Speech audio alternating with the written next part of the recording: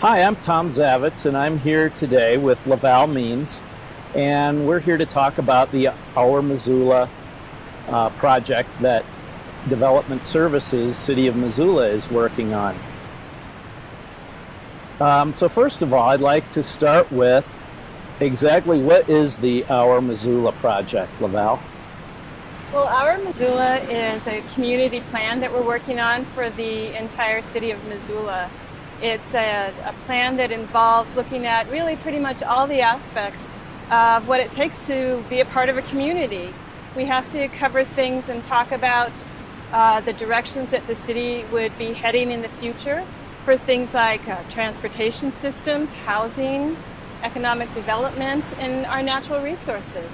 So it's a very comprehensive set of guidelines for the community to help give us a sense of where we're headed in the future while thinking about our community now.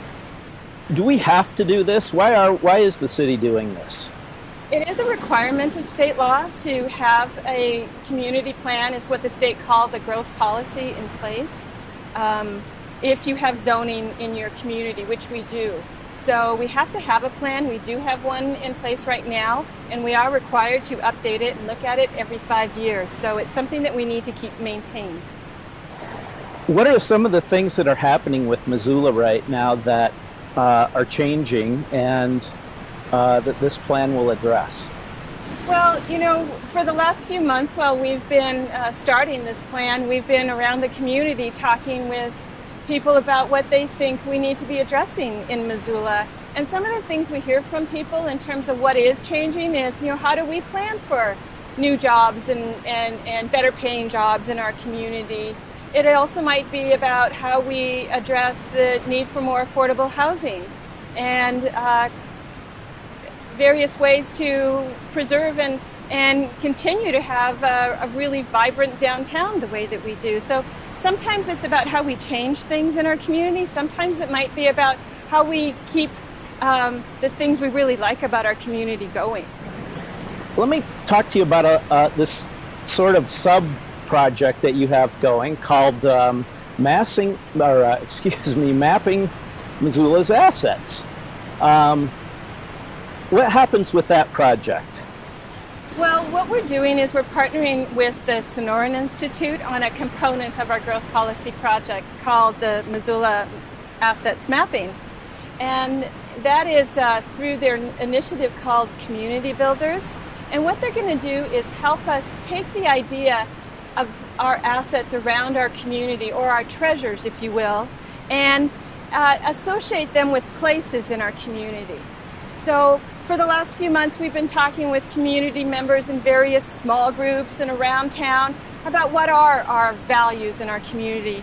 And what this is going to do is allow us to ask the question about our important treasures and where are they, so we can start thinking about the visual components of our community, the special places in our community, and then map them in a layered kind of way so that we can get a sense of what are our highest value places, what are some of the places that are still valued, but maybe they not as high value because those things aren't overlapping together quite as much, but still need some help, some assistance. So we might want to think about how that plays out in our land use mapping. So an example that the Sonoran has done. Yeah, you keep saying mapping, so do you have an example? And I think you do. Yeah, let me show you one of the examples that the Sonoran has worked with another community on to give you an idea of what we mean by asset mapping. What they did in a place in Colorado is, and of course this is where there's a lot more natural resources that they were asking the questions about assets and mapping. What they did is that they created what they called a heat map, and it gave you a sense for the public in general, which are the places that are higher valued assets and where are the areas with moderate valued assets and where are the areas with moderate to high. And the deeper color is the places with the higher visual and higher land assets. So we want to do something similar to that in Missoula. And we are starting on this community process, asking people to weigh in on what are those assets and where are they. And then we're going to layer those all together in various different themes maybe. And then we'll start to see where the higher asset areas will show up with a deeper color. And then the lower ones with the lighter color, and so on. And that what that'll look like is, maybe for us, it helps to tell us about areas that might need more assistance because they're not identified at all. Like in this example, part of the community not identified with those assets at all. And that will mean, maybe that means we come back in and we look at, well, what can we do to provide greater value in that particular area? Okay, so this is sort of a sub-project that's going along with the growth policy project. So how exactly will it fit into the growth policy project? Will there be some decision makers using this map that you produce at some point during this process? I think it could help the process in a few different ways. It can help the growth policy project by being more information that informs our focus groups when they're working on developing the goals and objectives for the plan. It can also help to identify areas around our community when we're thinking about our land use components, so that we get a sense of, are there some areas where we need to recommend some changes to land use because of what we hear in this asset mapping process? And even as a document in and of itself, it could be useful information for our electeds. Okay, so what you've got me thinking is, so what does this mean on the ground? Can you give me an example of maybe something that, some kind of project that the city might undertake or has undertaken as a result of a process like this? Well, an example could be the river itself, actually, because we've heard around town and in some of our earlier listening sessions that people feel that the Clark Fork River is really an asset through our community. And now you ID that as a higher valued color on the map, and maybe it's coupled with a lot of other things, like the Caras Park and the downtown in itself, and our vegetation, and Brennan's Wave right here. And so you see all those things coupled together, it's going to create a darker color on the map, a higher value asset. So that becomes information for our focus groups, and they wonder, well, why is that a higher value asset? So it might be ways that we say, well, great, let's just keep doing what we're doing now. This is working really well. The community loves it. It's bringing community interest to the downtown area. It's supporting new economic development when they have activities here. But it might also inform groups that are talking about natural resources. And they're looking at it and saying, well, what do we do with our vegetation here then? Do we keep conserving the riparian vegetation here, or do we clear it so that there's an open view to the river? So sometimes it helps bring new questions up that the focus groups will be looking at and using to develop the goals and objectives for our community. Well, that sounds like a lot of work. How can people participate in this, and what do you need from the community? Well, in this whole part of this project, the reason it's called Our Missoula is because it needs to be a plan for everybody, and it needs to reflect our values and our assets in this community. So we really are asking community members to come out to our community gatherings, to stop and talk to us when they see us out at events, to maybe log on to the website and provide comment that way, because we all know coming to community meetings is a difficult thing to do sometimes. So they could go to www.ourmissoula.org and look at what's going on there, see if there's a place that they might be interested in and get involved in. We're still asking people to volunteer if they'd be interested in our focus groups. So that's a way that community members can get involved. They're going to start up in mid-October. You don't have to have a planner expertise or really a particular skill. You just have to have a love for Missoula and be willing to put aside some time to get involved in this process, to participate in the focus groups.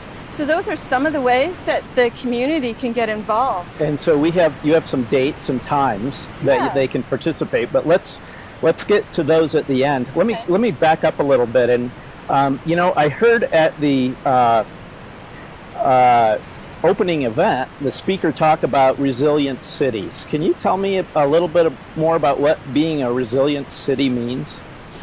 Well, while we're working on the goals and objectives for our community and we're talking about how the community plans for change, they need to be thinking about how they can withstand certain things that you might not have known could come up, like the past examples of economic downturns, or how do we sustain and be the kind of community we love when a business might close, or there's some other kind of hazard that happens and we all have to rally around it. So resiliency is about being prepared for the unknown in some ways and having some component of that in our plan. I mean, it's important to plan for change and to not just plan for it, but anticipate it. So resiliency gives us an opportunity to perhaps anticipate some things that could come down the road that are both good or surprising. So I keep hearing the word sustainability, and I think everybody's using it now, and it's kind of become watered down, but I know that it is a big part of this project. Sustainability is an important aspect. It's not something that is jumping out right up front in it's not a title of a focus group per se, but that's because it really is something that weaves through all the things we need to talk about in our community.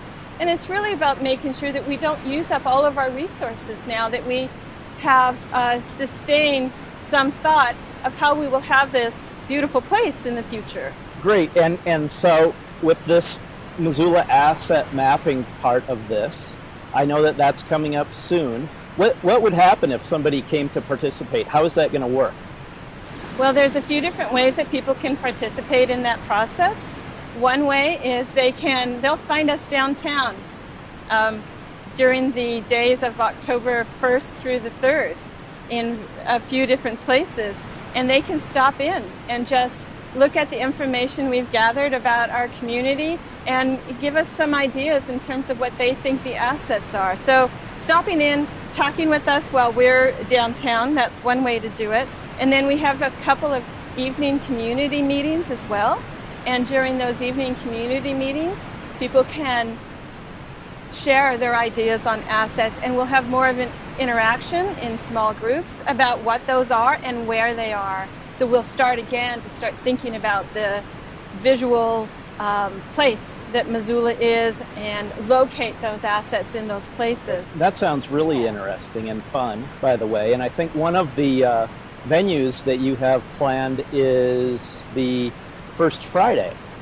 Right, so specifically then, as I mentioned, we're going to be downtown in what we call open house kind of format. October 1st and 2nd at the Rocky Mountain School of Photography and their gallery. And then First Friday, the 3rd.